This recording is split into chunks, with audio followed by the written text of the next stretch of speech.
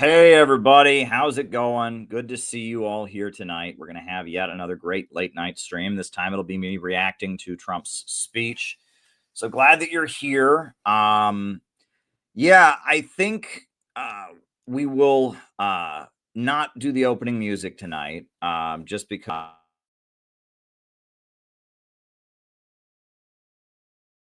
we want to save time. And I think I will just get into my opening remarks first. Then after that, I'll do a roll call, and then we'll answer anybody's questions that they may have. If you do have questions for the second half of the program after I'm done making my remarks, the best way to send them is buy me a coffee. And John McCarthy has already done it, and that is great. So if you got any questions, you can send them as Rumble Rants on the Rumble.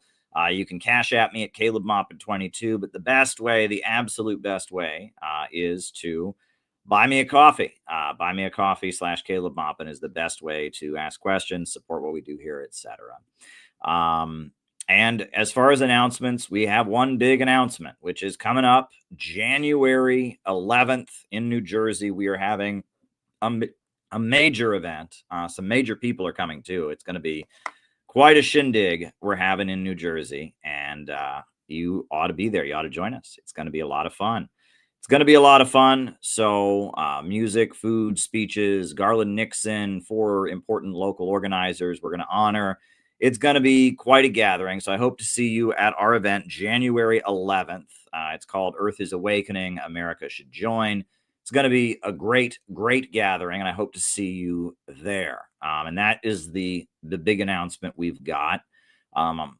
So on that note, I am going to jump into my reaction to Donald Trump's remarks. And if you've got any questions afterwards, you can send them, via Rumble Rants. But the best way is to buy me a coffee if you want me to answer any of your questions after this. But we'll just give a basic reaction. Trump didn't talk about Venezuela.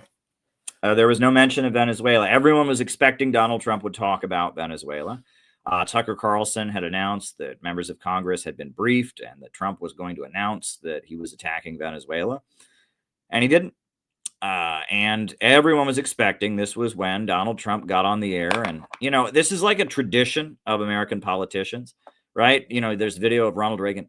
The communists have flown. So what we're going to do is we're going to send troops to Grenada to stop the communists. That's what we're doing, right? And I remember being a kid, and I think I was I was somewhere. I was like in a mall or a restaurant. I was somewhere with my parents, and I looked at the TV set. My fellow Americans, I'm Bill Clinton. I've decided that we've got to bomb Kosovo. We've got to bomb Sudan. We've got to bomb Iraq. That's what we've got to do. Got to protect our innocent people. I remember that. And George W. Bush, my fellow Americans, I've got to defeat Al-Qaeda and the terrorists. The terrorists are threatening our freedom. And so we decided to invade Iraq with weapons of mass destruction. I'm President Bush, Commander-in-Chief, United States. Right? There was that. And then I remember, look, I'm Barack Obama. We don't want to invade Libya, but we really have no choice. Gaddafi said he was going to go house to house, and that means he's going to kill everybody. So we've got to invade to protect Benghazi. That's just what we've got to do. So if you don't like it, we've been through this, right? I mean, we've been through this. This is generally what American presidents do when they bomb a country. And Trump did not mention Venezuela at all.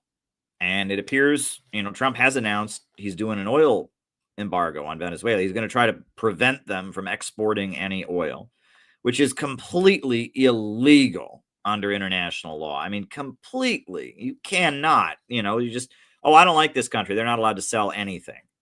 Right? The sanctions the USA already imposes on countries are beyond illegal. But we're going to talk about Venezuela, and we're going to talk about that later tonight. But let's just go through what he did talk about for the brief 23 minutes that he talked about. What did he talk about? What did he actually talk about? First of all, he's giving U.S. military personnel a bonus check for Christmas of $1,776. Now, interesting. I think that is due to the fact that military servicemen overwhelmingly voted for Trump. Military people voted for him because he said he was going to end the wars. Nobody is more anti-war in America now than the military. And that doesn't fit, right? We're used to it being the military guys want to go bomb and go to war with people, and it's those hippies, those tree-hugging, leftists that oppose the wars. Well, now it's flipped. During the CPI convention, we had a great delegation from the Kentucky party, Jeff and Alexin, and I asked them, why is it that Kentucky is such a stronghold of anti-war sentiment? You've got Rand Paul, you got Thomas Massey, you got, the great Jeff Young, who's a CPI member. Why is there so much anti-war sentiment in Kentucky? And they said, because there's so much military. It's that simple. There's just so much military. The military is more anti-war than ever because they actually have to fight these wars. And they see that these wars are bullshit and are not being fought for good reasons. And it was the military that was opposed to Obama attacking Syria. It was the military that voted for Trump because he said he was going to end the wars. He was going to stop toppling regimes and destabilizing countries. And Trump, at this point, he's bombed Iran. He has, escalated threats on Venezuela, is attacking their ships in the ocean. And the military is not thrilled with Trump. And a lot of the dissident MAGA, and again, this is really important, dissident MAGA, people that voted for Trump but are disappointed and disgusted by how his foreign policy is not what he promised. They are so important. And they are in the military. The military is full of Tucker Carlson fans. The military is full of people who like Marjorie Taylor Greene. The military is full of people who like Thomas Massey and Candace Owens. And that is really, really, really important. The dissident MAGA elements. And we're going to get back to that later tonight as I continue to react to the speech. But 1776, right? That's the American Revolution. And, Alex Jones for years has said the answer to 1984 is 1776. And I think in the hopes of, giving a better Christmas to the people in the military, many of whom are disappointed by how his presidency has turned out because they voted for him. I think he's giving them a symbolic bonus checks of $1776. As a way to try and win back their support, because this was a place where Trump had a lot of support and they don't support him. They don't support him at this point. Now, he said that miners and construction workers' pay is up. And he started listing like jobs whose pay has increased. And I heard that and I'm just like, well, that would be great if millions of Americans were doing those jobs, right? If millions of Americans were, working in the construction trades, and if millions of Americans were, were working in coal mines and steel mills, yeah, that would be great if their pay was up, but they're not. The reality is that the biggest killer of those jobs is not offshoring. You can't offshore a mine, right? You can't offshore construction. It's technology, right? It's the fact that we now are moving toward a high-tech gig economy. And that, if loads of Americans my age and younger, I'm about to turn 38, loads of them were working in the coal mines and the wages went up, that'd be great. But right now, coal mining is a pretty good paying job, but, very, very few Americans are working in the coal mines these days. Very few Americans are working in steel mills.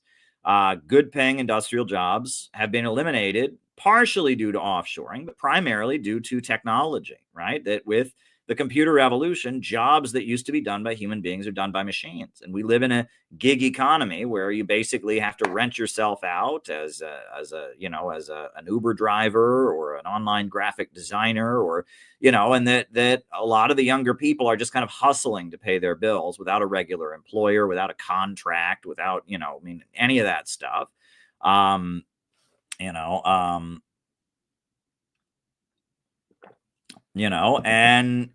they're not seeing the benefit of this. But that kind of fits Trump's image of like hardworking, gruff, strong men working for their dollar, etc. Now, Trump said he's taking on the big health insurance companies. I wish that was true. The main way to take on those big health insurance companies would be to create a national healthcare system, provide healthcare to all Americans, put them out of business, right? And instead make access to medical care a basic human right. Everything Trump said about the Affordable Care Act, the Unaffordable Care Act, he called it, was true. He's not wrong. I mean, the Democratic Party, what they said they would do, they didn't do, right? The current Unaffordable Care Act is a disaster, and Americans' healthcare costs are through the roof. I mean, he's not wrong. The Democratic Party being controlled by insurance companies, again, he's not wrong. They did rig their primary against Bernie Sanders twice. And they did call the Medicare for All marches fascist and Nazi, right? They did go after Jimmy Dore viciously just because he said force the vote on healthcare. Even he's not wrong in what he's saying. He says gas prices are low. Not for long. The threats on Venezuela are driving gas prices through the roof. You take a major oil exporting country like Venezuela and you make it impossible for them to export oil. The gas prices are going to go up. So right now the gas prices are low. Give it time. If he continues what he's doing, gas prices are going up. And he seems to be trying to drive gas prices up. That seems to be part of what he is aiming to do, actually, with his policy. And the way he's doing this Venezuela thing, we'll get back to Venezuela in a second. But if you look at it, right, China buys a huge amount of Venezuelan oil. They're going to have to buy it from somewhere else. The demand for oil will increase as the supply decreases because Venezuela's ability to export is limited. And the highest oil prices in history came after Bush invaded Iraq, and Bush blew Iraq to shreds. And then the gas prices went through the roof. And I had a lot of people say to me at the time, well, Caleb, you said we were attacking Iraq to get their oil, but now that we attacked Iraq, the oil prices are higher than they've ever been. Well, we didn't go there to get their oil. We went there to blow them off the market and make the oil that we had much more valuable and destroy a competitor, right? Think about it. If you owned a bicycle shop and there was a bicycle shop across the street, would you want to buy it and have two bicycle shops and have to pay the rent on two bicycle stores? And no, you would just want to blow them up. And then the bicycles that you have, everyone would have to buy from you. And that's what the USA did. It blew Iraq to shreds. It blew Libya to shreds.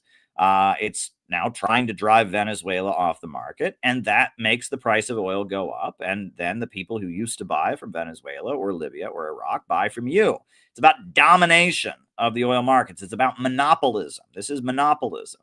It appears that, yes, right now we do have very, very low oil prices. And now Trump appears to be trying to drive them up. Now, Trump talked about creating electrical generating plants throughout America. That's awesome. That's actually a good thing that he did, right? I mean, there are a few good things Trump has done since taking office.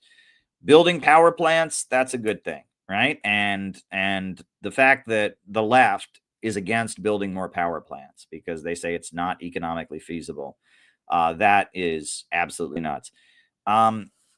Was there anything else I wanted to say about what Trump actually said? I mean, immigrant invasions, he's just, pandering to his base and talking about Somalia and Minneapolis and blah, blah, blah, blah, blah. We've heard all of that before. He didn't talk about Venezuela. Well, I'll talk about Venezuela. I got plenty to say about Venezuela tonight. But first of all, the fact that he didn't announce some new war against Venezuela, in fact, the word Venezuela didn't even come out of his mouth once during the speech tonight, that's a really good sign. Okay, that doesn't mean that Trump is a good guy, and that doesn't mean that we don't absolutely condemn everything he's doing with regards to Venezuela. But the fact that he didn't use tonight's speech to unload and launch a new war against Venezuela, that's pretty good, isn't it? I think we can take that as a win. And that would be because of U.S. public opinion. Look, U.S. public opinion shows that Trump is wildly unpopular, and that if there's anything Trump can do to make himself less popular right now, it would be invade Venezuela. And so if Trump is getting on national TV with the whole country watching him, it looks like his advisors said, don't get on there and talk about having a new war. That is not going to make you popular. Your numbers are already in the toilet. And good. And I hope that he then continues and calls off this stupid naval blockade, pulls the U.S. Navy out of the Caribbean, and throws the whole thing off. Now, I don't necessarily think he's going to do that. But the fact that he didn't feel confident enough about his threats of war against Venezuela to get on TV and make the case for an invasion, that shows that the public isn't with him. The public isn't with him on it. And, there's a layer of Democrats that are going to oppose Trump no matter what he does. He's not concerned about them. Believe me, if there is one group of people that probably has more to do with the fact that Donald Trump didn't get on TV tonight and beat his chest about how he's going to take down Venezuela, it's dissident MAGA.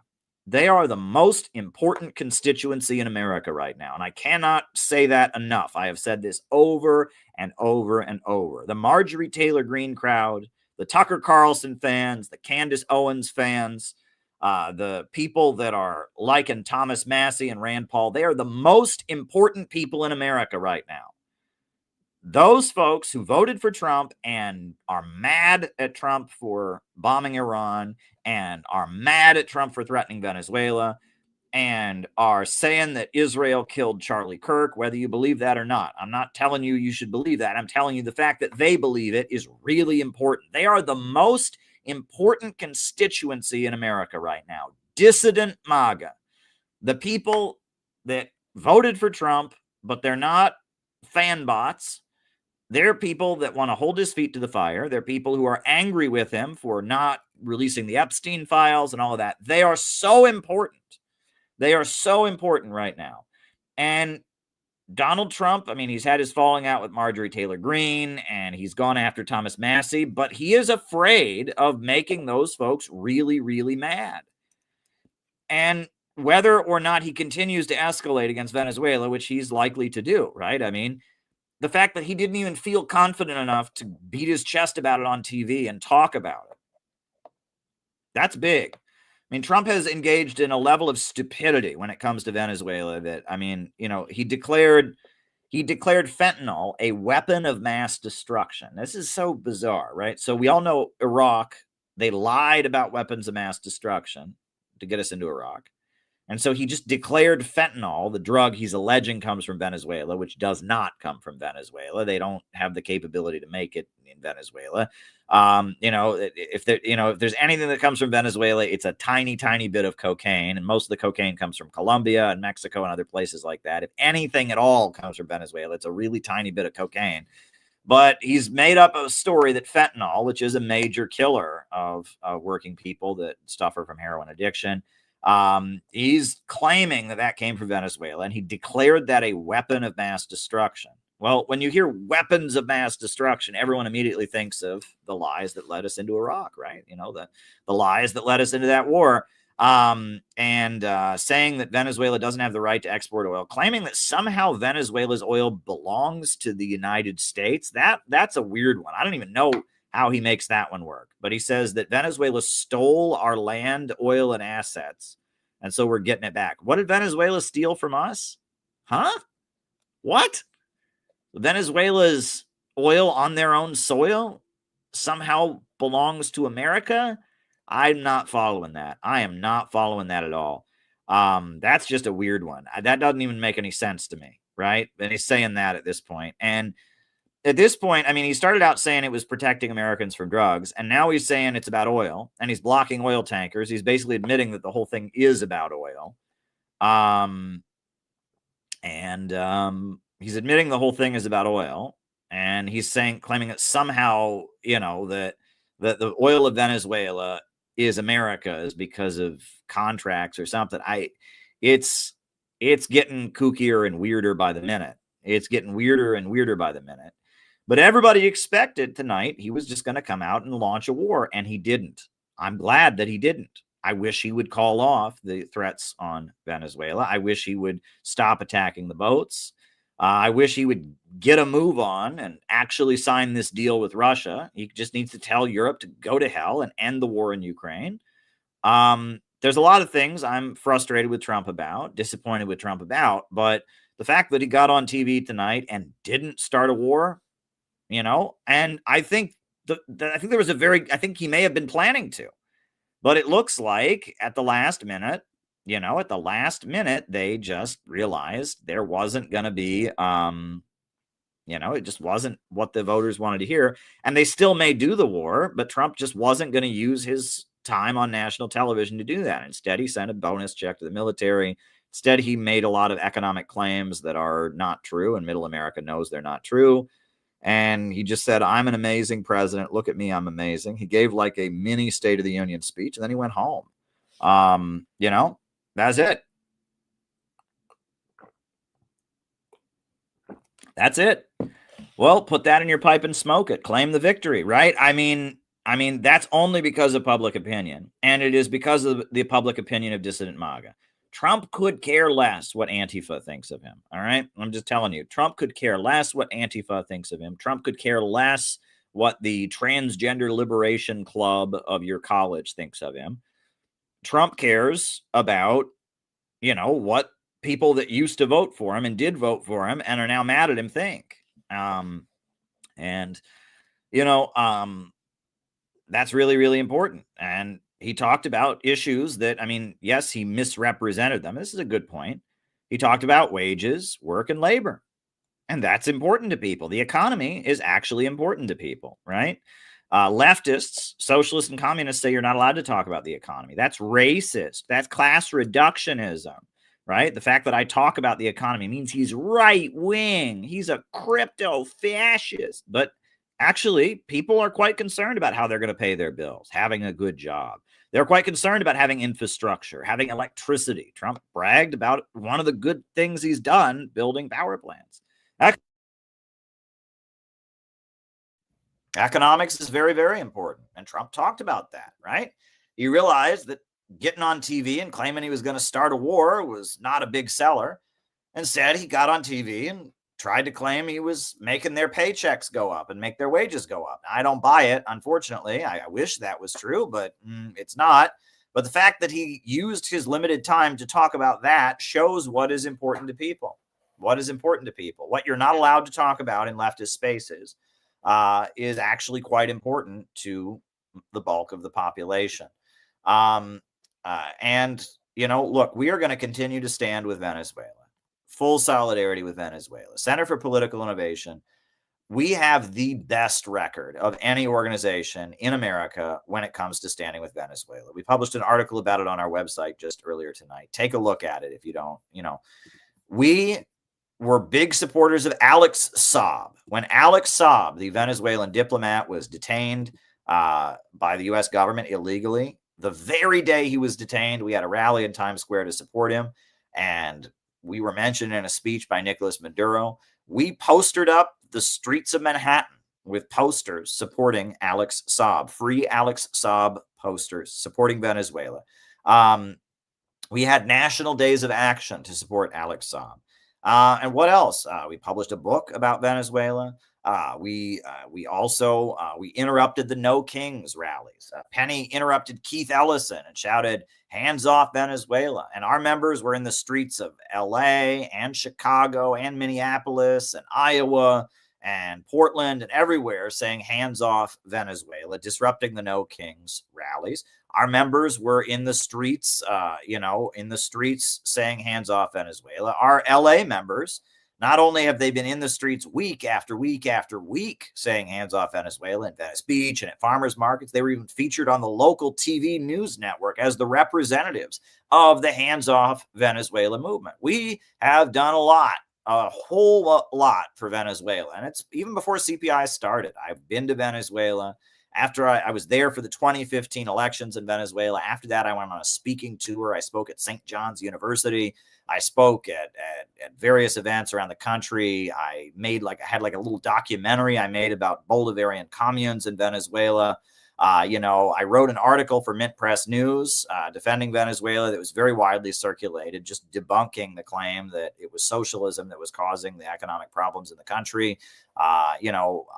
One of the student groups I was leading, one of their members actually got on Fox News to defend Venezuela on national television. We have very, very consistently been supporters of Venezuela. We were just featured as guests on Uhuru's webinar to support Venezuela.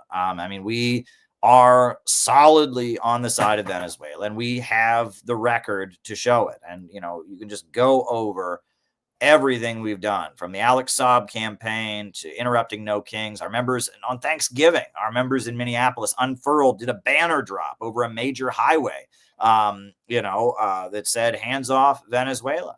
We have done more than anybody when it comes to Venezuela. year after year after year. You look at the fact that I went to Brazil and gave a lecture about oil price manipulation, actually met the future president of Brazil. He was the vice president then, Michel Temer, to thousands of oil workers and trade unionists in Brazil in 2016, and spoke about how the oil markets were being rigged and what Obama was trying to do to Venezuela. And I mean, our record of standing with Venezuela as the Center for Political Innovation is massive. It's absolutely massive. Okay. No other organization in America has done anything near what we have done for Venezuela. Okay. None. Right. Name me one organization that disrupted No Kings to say hands off Venezuela. I don't know of any. Name one organization that was mentioned in a speech by Maduro because they had a rally for Alex Saab. Name one organization that postered up America with posters supporting Alex Saab. Name one organization that had national days of action for Alex Saab. Name one other organization whose members have gone on national TV or local TV recently to defend Venezuela. I mean, we have done more than anyone to support Venezuela. The Center for Political Innovation is the organization that supports Venezuela. And let me point out, we have the Venezuelan political orientation. Maduro has consistently not adopted Trump derangement syndrome. After Trump faced his attempted assassination in Butler, Pennsylvania, Maduro said the same people who killed Kennedy and the same people who've been trying to kill me for years have tried to kill Trump. Marco Rubio is the target of Venezuelan government rhetoric. They have not adopted Trump derangement syndrome. Instead, they have consistently said that Miami mafia that drives U.S. foreign policy in terms of South and Central America needs to be opposed. They have not called out Trump, right? And they understand that there is an element within the Trump camp that would be willing to improve relations, and that Max Blumenthal and Anya Parampil even revealed that Trump wanted to have a meeting with Maduro at the United Nations. And ultimately, it was John Bolton that prevented such a meeting from taking place. But Trump, in his first term, was on the verge of actually having a face-to-face handshake with Maduro. So, you know, Venezuela is not pushing Trump derangement syndrome. And I can guarantee you one way to make sure that Trump does not listen to the hands-off Venezuela movement is to make it a Trump derangement movement. And that is exactly why the Party for Socialism and Liberation is doing that. Look, it's depressing. Look, we don't want to get sectarian here and point fingers and all that, but it must be said. PSL, the Party for Socialism and Liberation, the Brian Becker crime family, they are running the hands-off Venezuela rallies, and they're not hands-off Venezuela rallies. They're No Kings rallies. They're Stop Trump rallies. They're transgender rallies. Okay? They have gone out of their way to try and make sure dissident MAGA don't feel at home in the Stop Trump movement, to reinforce the belief that somehow the toxic woke left that wants to cancel you and demand everyone stop speaking to you because you used the wrong pronouns once, that is the same as what Venezuela is. They have gone out of their way to do that. And it's like they don't want Venezuela to have allies. They want Trump and all of Trump's supporters to support bombing Venezuela. I mean, it's particularly unbelievable.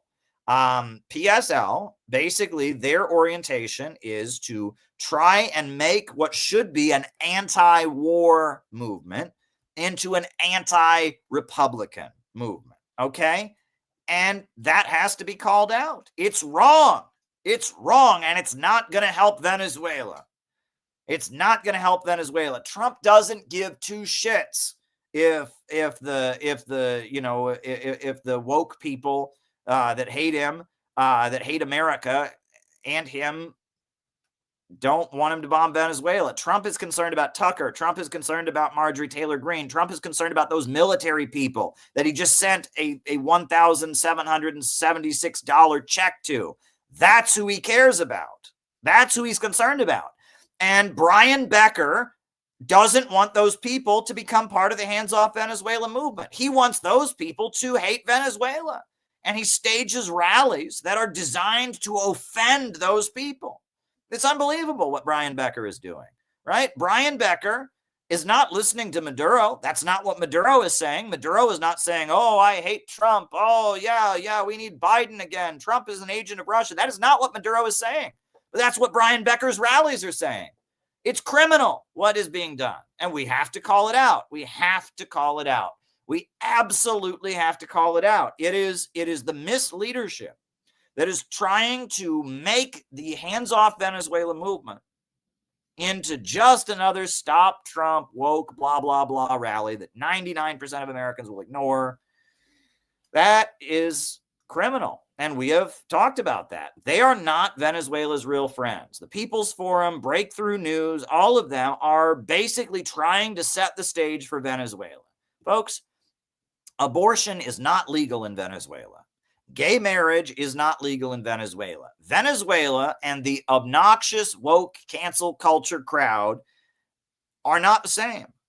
But there is a huge effort in the circles of the American right to convince people on the right that they should support bombing Venezuela because the obnoxious cancel culture crowd that they can't stand is they're all socialists and Venezuela is socialists and they're all the same. Okay? That's a big problem.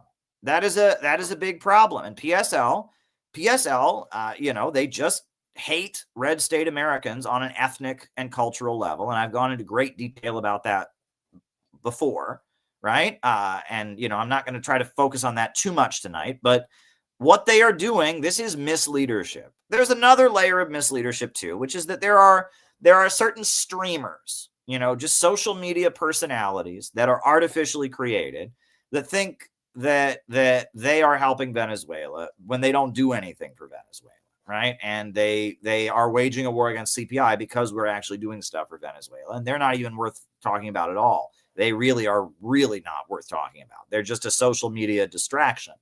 But we are Venezuela's real friends. If you really support Venezuela, when Alex Saab was detained, you would be going through the streets of Manhattan, putting up posters for Alex Saab. You would be having free Alex Saab rallies. If you are really a friend of Venezuela, you would be going to the No Kings rallies and shouting hands off Venezuela and disrupting them, which is what we did. If you were really a friend of Venezuela, you'd be on local TV in Los Angeles. You'd be at the farmers market every weekend at Venice Beach saying hands off Venezuela. If you were really a friend of Venezuela, you would be doing all of these things. You'd be, and we're the only ones doing that. It's us. There's nobody else. I wish I could point to, Uhuru, they are doing things like that in the Black community. They have their approach to the Black community, the African internationalist approach and the Black Power blueprint, and we respect that. So Uhuru, you could say they are a real friend of Venezuela. I would agree with that. And there are groups that operate in the Latin community that are, the Spanish-speaking communities of America, I think, that are, you could say, are real friends of Venezuela. But the people that have been put forward to represent hands-off Venezuela are frauds. They are complete frauds. And they are doing everything they can to prevent a real movement from stopping the war with Venezuela. Okay? That is important. And you just have to talk about that. No, I'm not exaggerating this. I'm not exaggerating. I am not exaggerating. I am not exaggerating. Look, we and I can talk more about it some other time, but we are not exaggerating at all. No, this is the reality, is that PSL is trying to prevent Trump supporters from opposing this war because they overwhelmingly do. And PSL is offering nothing. The most important constituency in America right now in opposing this war is dissident MAGA. And PSL offers nothing to them but their middle finger. When the Rage Against the War Machine rally happened, the most important anti-war demonstration, the largest anti-war demonstration in 20 years in Washington, D.C., where you had leftists like Chris Hedges and Dennis Kucinich speaking alongside conservatives like Judge Napolitano and Tulsi Gabbard and others. PSL, they couldn't just not be part of the rally. They mobilized their people to call it a white supremacist rally. Basically called it a Ku Klux Klan rally. Basically made it sound like it was just going to be a giant lynching. They were just going to lynch black people or something. And that was a call. They were hoping that an Antifa shooter would show up and just kill everybody there. That's what they were really hoping for. When you have to understand, to you and me, calling someone a fascist or a Nazi might just be a slur. right? That just might just be a bad word. But go and read The Klan and Government, Foes or Allies by Sam Marcy. In their belief system, anyone who is a Nazi has to be killed. They believe in violence. The only response to fascism is violence, and that's what they believe. So if they call somebody a Nazi or a white supremacist, they are putting a hit out on them. And that's essentially what PSL did in their platform. They put a hit out on everybody who marched for what they supposedly believe in, which is opposing war. Right. And they called it a white supremacist gathering, a Ku Klux Klan gathering. Actually they are, Faramuk, right? Trump doesn't care what people who hate him are saying. He cares about what people on his side say. Actually you're wrong. You're just wrong, Faramuk. You're wrong. You're saying he doesn't care which side it is. No, if a bunch of people have signs that say, fuck Trump, fuck ICE, America's a racist, evil country, Trump doesn't give a shit what they say because he could do anything and they would hate him. But if people on his side, people who voted for him and are disgusted by him and his numbers are going down in the polls, if they disagree with him, he cares about it. And you can choose not to believe that, Faramuk, because it's convenient for you to live in your world of delusion. But that's the reality. Trump does not care what woke people think of him. Trump really, really cares what military people think of him, etc. And I'm telling you, the fact that Trump didn't announce war with Venezuela, we really lucked out that he didn't, and it doesn't mean it's not coming. But the fact that he didn't, lash out, announce a war, you can be sure that's because of dissident MAGA. That is because of dissident MAGA. That is because of Tucker Carlson. That is because of Marjorie Taylor Greene. That is because of the layer of people in the MAGA camp who don't want a new war. Okay? That's the reality of the situation. And we just have to be clear about that. Now, as far as Venezuela, right? They are prepared to launch a very, very effective military defense of their country. And we may have a war here. And I'm telling you why we may have a war is that Venezuela says we are going to export oil and that they are going to send out oil tankers. And those oil tankers will be escorted by the Venezuelan Navy. And so that's going to be the moment, right? The next Venezuelan oil tanker that goes out is going to be escorted by Venezuelan warships. Venezuela's got planes that were sent to them by China. Venezuela's got tanks, and here we go. So, and you could be right, Funky. You could absolutely be right about what that, I don't know. I'm just saying we all breathed a sigh of relief and should be breathing a sigh of relief that Trump did not use his national TV address to announce a new war with Venezuela, and instead he beat his chest for 23 minutes about the economy. We should all be breathing a sigh of relief. But at the end of the day, we need the Center for Political Innovation. We are the only people putting forward a sensible message. We need a government of action that will fight for working families. That's what we need. And we need to break out of globalism, imperialism. We need to reject the danger of a new world war. We need to reject the emerging low-wage police state. And we need a government that invests in people and communities, not in this dying financial empire of Wall Street, and not in derivative ripoff schemes, and not in degrowth, not in prisons, not in drugs and addiction, and not in breaking people down and destroying people. We need a government that invests in human beings and our creative ability as human creatures. We need a government that invests in people and will break the power of the big monopolies and invest in people to rebuild America as part of the emerging new world, connect us to the rising new economy in the East against the dying international financial system. We need a government of action that'll fight for working families. That's what we need. And Venezuela broke out of imperialism, and that's why they wiped out illiteracy. And I walked through neighborhoods in central Caracas where every single home was paid for by an interest-free loan provided by the Venezuelan government. Universal housing in a country where there used to be massive homelessness, universal electrification, universal literacy. What they've achieved, the Cuban doctors that provide free health care to everybody. They have achieved a lot. They've achieved a lot. And they did it by taking control of their natural resources, their oil. They did it by taking control of their natural resources, centralizing the economy around the state, and having a state central plan to build up their economy. And they have withstood all out efforts to destroy them. And if they were going to be overthrown, if there was going to be a coup, it would have happened in 2015. I was there in the eye of the storm when things were really, really bad in 2015. That's when I was there. And I saw that there's a layer of people there that are really solid and really loyal to Nicolas Maduro and really loyal to the United Socialist Party. And those folks are very, very Christian. I will say, it's because of the tradition of liberation theology. It's also probably due to the heavy influence of Iran, even though Iran is an Islamic country and they are a Roman Catholic Christian country.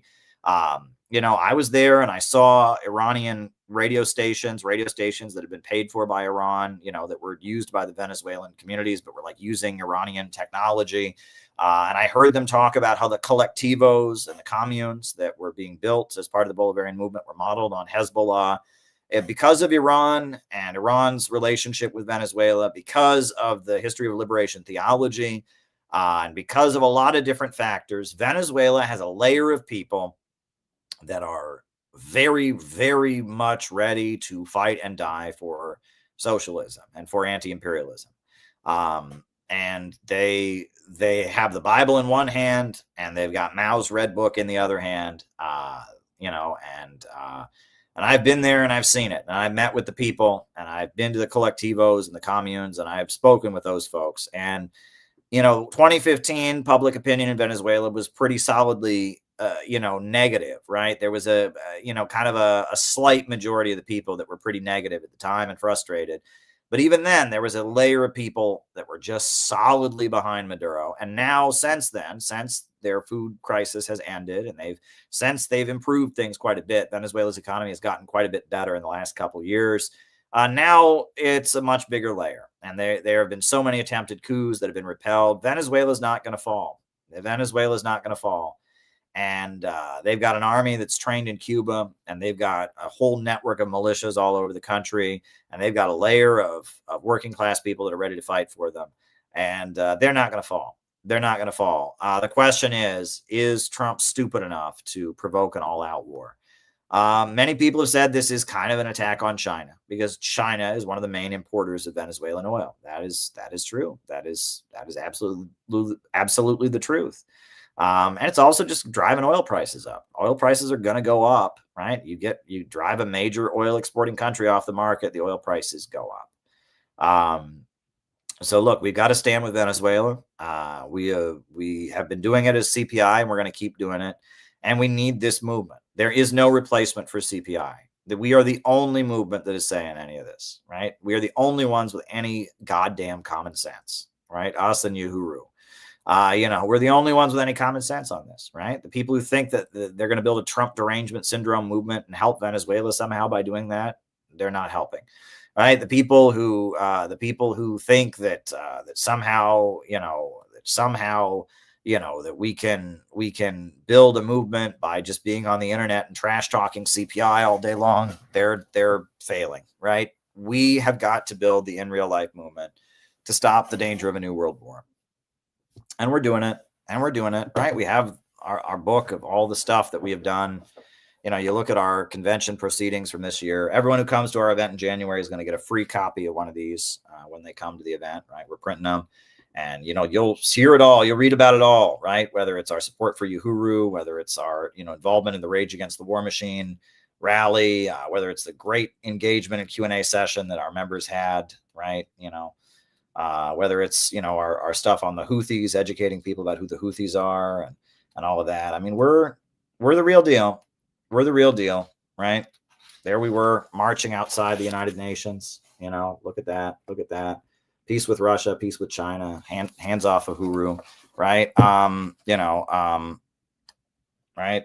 This was the reception that we had for Scott Ritter after the Rage Against the War Machine rally, where Scott had his glorious entrance. Just absolutely amazing.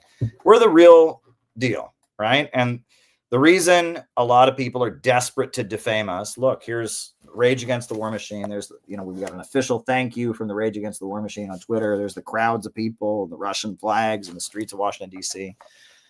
We're the real deal. We're the real deal. So join the Center for Political Innovation. Get involved in our movement and help us do what needs to be done. And on that note, we'll do the roll call. Then I'll answer any questions. And then I probably have to wrap this up because as you see, I'm wearing my suit. I am on the job. I'm on the job. So, tune into RT, the next hour here, I'll be on talking about Trump's speech. So, yeah, we got Ryan in Kansas City. Names and locations. Who is with us tonight? We got Ryan in Kansas City. Anybody else? Names and locations. We got John McCarthy in Chicago. Alex in Brazil. We got Rose sending you strength. Thank you, Rose. We got Lawrence Johnson in Chicago. Cameron in New Hampshire. Good to see you. Jane in New Zealand. Neil Frazier in Hong Kong. Chuck from Texas. St. David's, Bermuda. Good to see you. Names and locations. Who is with us here tonight? Names and locations. Who is with us? Gabby in Chicago. Ellie in Chicago. Good to see you all. Good to see you.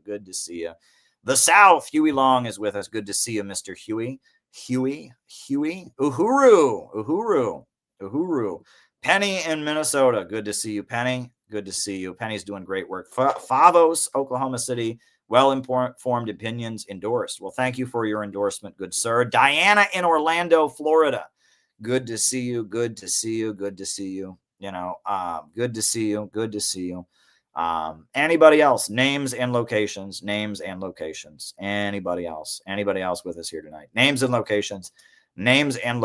Dustin in Colorado. Good to see you, Dustin. You are a beloved member. Uhuru Indigo. Viva Venezuela, Moonlight Beach. Yes. We have published a very good book. I mean, I went to Venezuela. Penny is CPI's 5-star general. We don't have such a rank. We have captains, right? She's the regional captain of Minneapolis, but maybe we should make you a 5-star general. Penny, get back to me on that. We'll discuss making you a 5-star general. We don't have generals or stars, but we'll think about it. Francis in New Mexico. Penny in Minnesota. Penny did great work. The LA branch did amazing work. They were on local TV. They've been at Venice Beach. Our group, we're doing it. Patricia in Utah. Good to see you. We got great people in Portland. Also a good group of people out there. We got good people in New England, right? Noah and I were just at Lisa Davis's court hearing in New Jersey on Monday. Then they moved the hearing to today. So I couldn't be there today. I was running across Manhattan doing live shots and, but Lisa Davis is somebody we're actually going to be honoring. Lisa Davis at our upcoming event, January 11th. She's one of the local activists that we are honoring on January 11th, by the way. Lisa Davis is a very, very important Black anti-imperialist activist in New Jersey. And she, has been arrested. She was arrested for a Palestine demonstration. They gave her a ridiculous fine and she's fighting it in the courts in New Jersey. And we're going to give her an award at the upcoming event on January 11th. It's near the Newark airport at a hotel. So register for the event, right? Hands off Lisa Davis, powerful organizer. We're honored that she's coming to our event, that she'll be receiving an award and speaking at our event. We are so honored to have her there. We're going to be also honoring a couple other people, including Michael Pella, longtime friend of mine, an anti-imperialist, tour guide, Hawaiian independence activist, a really great guy. We're going to be honoring Christina Khalil, who ran for office for the Green Party, a pro-Palestine organizer, and also a friend of the Uhuru movement, someone who supported the Uhuru movement in D.C. We're also going to be honoring Jessica Coco, who is a longtime friend of mine, was just in Belarus. I didn't even know, but she recently went to Belarus, but she's been a long time anti-imperialist. She was with me at the Second World Youth Festival. First time I ever went to Russia. Jessica was there in Russia with me, a longtime friend of mine. I've been doing anti-imperialist work with Jessica for years. So we're going to honor those 4 people at our upcoming event in New Jersey. It's going to be really, really spectacular. It's going to be a spectacular event. Penny's coming to town. Garland Nixon's coming to town. We're going to be talking about a lot of different issues. So go ahead and register for the event. We need you to register and attend the event because it's going to be good. And if you come, you'll get first of all, first things first, you will definitely get one of these, right? We're getting them printed. Everyone's going to get a copy of last year's convention booklet proceedings. We're also going to, you'll have a food buffet. You'll hear some music. Everyone who comes will get to speak during the Q&A session, by the way. The microphone will go around, and everyone, the Q&A session, we want it to be as lively as possible. So everyone will get to get up during the Q&A. If you stay after dinner for the Q&A, you will get to speak. And there'll be high quality video afterwards. So you'll get to be in the video. You'll get to be part of the show if you want to be. It's going to be absolutely awesome. So come register for the January 11th event. I'm looking forward to Penny's great talk, to Noah's great talk, to the awards we're giving out, to the food, to Garland Nixon's great presentation. It's just going to be a dynamic event for everyone. So I hope to see you there. So on that note, we do have 2 Buy Me a Coffees. John McCarthy said at least half the anti-war internet is disappointed President Trump didn't announce a war. That doesn't make any sense to me. I don't even know what to say to that. I really don't know what to say to that. I mean, why would they be disappointed? I mean, shouldn't we be breathing a sigh of relief? I'm breathing a sigh of relief.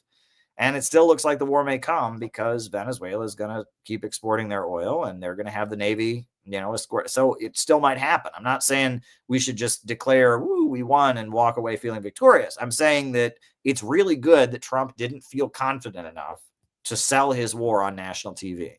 That's a really good sign. That is a really good sign, right? Yeah, at this point, Trump is not announcing an invasion or an attack on Venezuela. So that's a good sign. That's all I can say. It's a good sign. Richard, aka Unanimous, says, why did global Maoism turn in China after Deng came in? RCP chastises Deng in modern China 24/7. Well, here's the thing, Richard. The Cultural Revolution in China was very, very, very bad. And China's political line during the Cultural Revolution was very, very, very different than what Deng Xiaoping said. The global Maoist movement had been oriented in a certain way. And when China flipped, it was very disorienting. Look, the Maoist movement is a tragedy in America. I actually wrote a book on the history of the new communist movement. It's one of my better books. And I've done a couple slideshows on it. And it's first of all, the people who became the new communist movement or the Maoists of the 70s, they largely got involved by protesting the Vietnam War. Okay, they largely got involved by protesting the Vietnam War. But then starting in like 1969, but really especially in 72, 73, China started aligning with the United States around the world. And they supported Pinochet when he came to power because he was against the Soviet Union. They supported the Shah of Iran. They supported Haile Selassie in Ethiopia. And, China's foreign policy, even when Mao was still alive, pivoted in a pro-U.S. direction. That was really confusing for them. And then China, they were demonizing the Soviet Union, but their line was, well, we're the most purely communist. We're the most egalitarian society. They argued that they had entered the early stages of communism during the Cultural Revolution, and they weren't. China was still a hugely impoverished country, but they really did believe they had the doctrine of a higher stage in poverty. This idea that you can build communism with willpower, right? That if you just will it hard enough, if you just push it, you can build an egalitarian society. That is not Marxist, right? If you read Critique of the Goethe Program, Marx made very clear the only way you can build a society of equality is with abundance, that the basis of inequality is scarcity. Inequality is rooted in scarcity.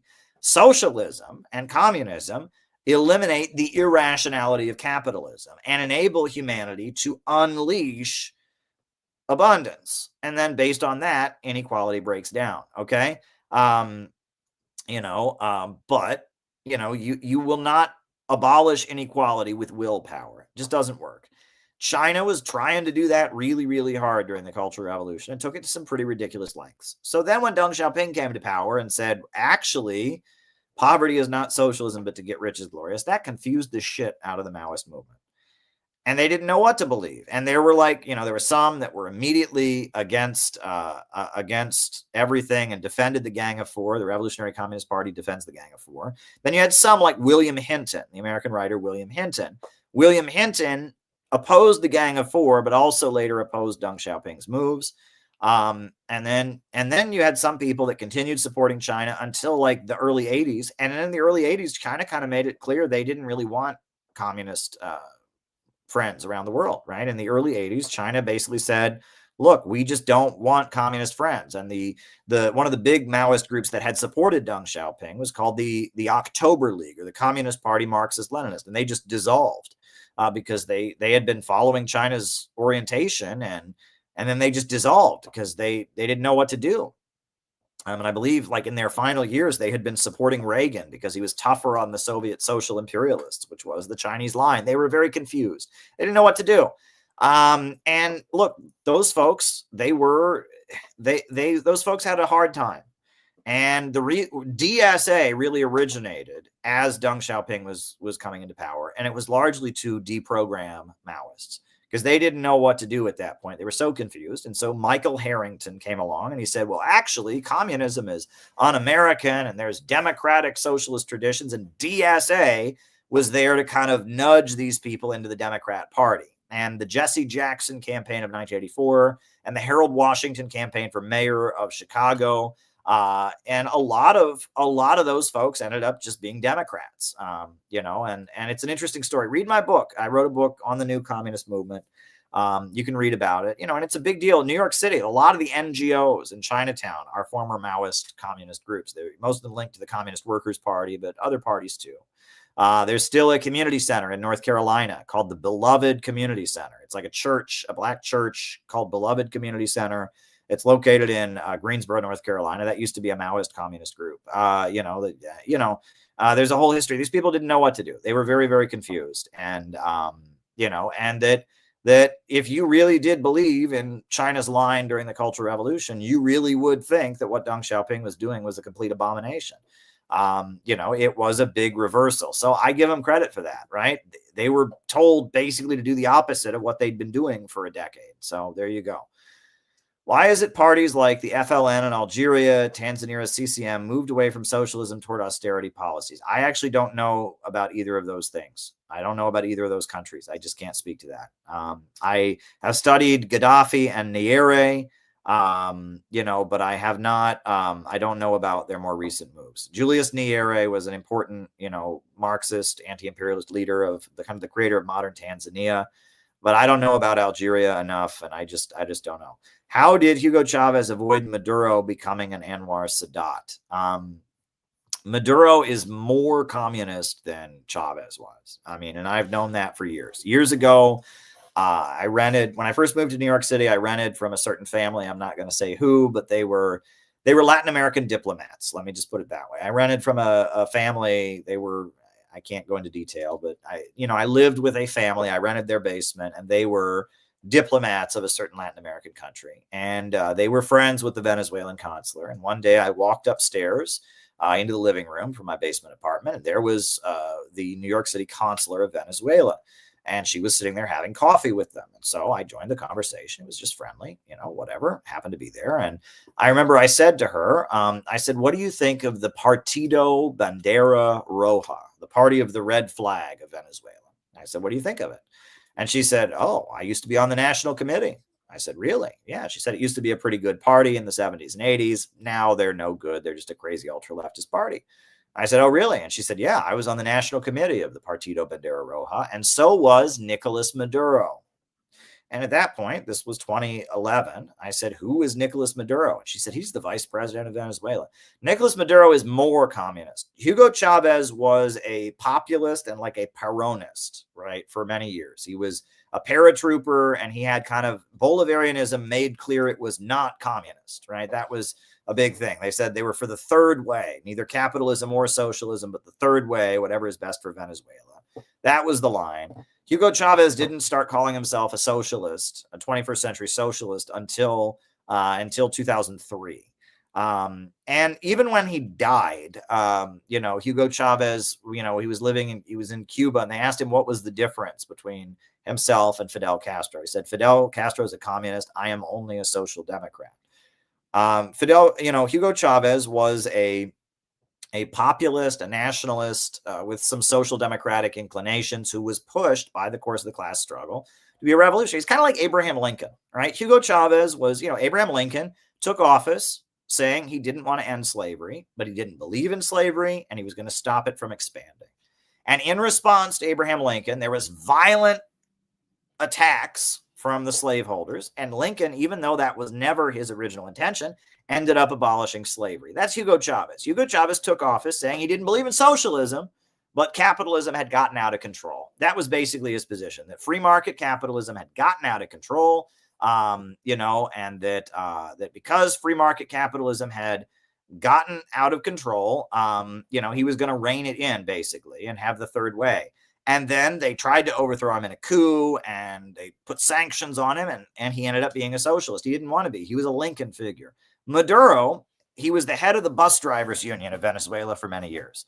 He was on the national committee of the Red Flag Party. Maduro is very much a communist, a lifelong communist. So, he may not be in a communist tendency at this point. He's just in the United Socialist Party. But at one point, he was in a Marxist-Leninist group. He quotes Stalin and Mao. And I mean, he's very much from the communist tradition, if there ever was. So the idea that he would, because that does happen. You get a successor who comes in and then pivots things in a different direction. That wasn't going to happen with Maduro. He's more solid than, Chavez gradually got to be where he was, but Maduro very much, is from that movement. You should read Who Created Chavez, a very, very good book. I forget the author. I met the author, a very good writer. He wrote a book called Who Created Chavez, about the grassroots anti-austerity movement that created Hugo Chavez. And that Maduro was part of that movement. He was a leader of the bus drivers union.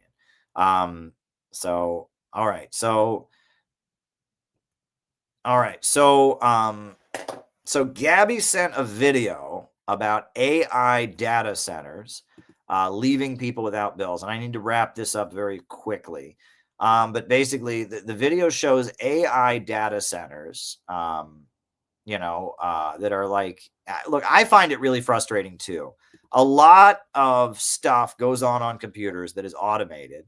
And look, I mean, a lot of, I've had to deal with a lot of obnoxious automated crap in like what I do with Amazon and all kinds of stuff. And I hear you. I mean, and you've got to have a human overseeing a machine. A machine cannot make proper decisions, and that we cannot allow some machine to rule on our future. Machines can be helpful, but you do need human oversight. And I mean, people are being left with high energy bills because some machine says, nope, the program has determined that you must pay.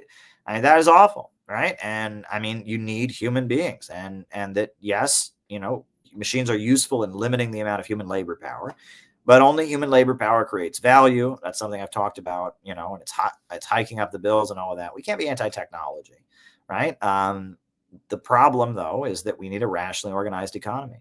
That's what we need. We need a rationally organized economy. And that the one good thing Trump said, the one thing he said in his speech that I agreed with tonight was, we built more power plants. Good. We need more power plants in America. We need more electricity in America. And with more electricity, the cost of energy goes down. So, if we're worried about energy bills going up, electric bills going up, what we got to do? What are we going to do? Just build more power plants, right? We need more power plants, more nuclear power plants, more power plants. That makes energy cheaper. So there you go. That's very, very good. So, on that note, folks, I am going to end the stream here because of the fact that I've got work to do. The night is still young for me. I've got to get on the air and do some reporting. It feels good to be, back as an RT correspondent. I was doing the independent journalism thing because of, anyway, but now I'm doing because of legal stuff, really. I mean, it was, I was working as an independent journalist because I couldn't legally be an RT reporter anymore. But now things have changed, and now I'm an RT correspondent. Feels good. I mean, it's what I've been doing for the last decade, and I'm really glad to be doing it. And I was out in the field today, did a live from Roosevelt Island, looking at the skyline. Very, very nice, very, very nice. And tune into RT. I'll be on RT. You can see RT on Rumble. You can't see it on YouTube, but you can go to rt.com and hit live, and you'll see me. So my best wishes to everybody. Talk to you soon.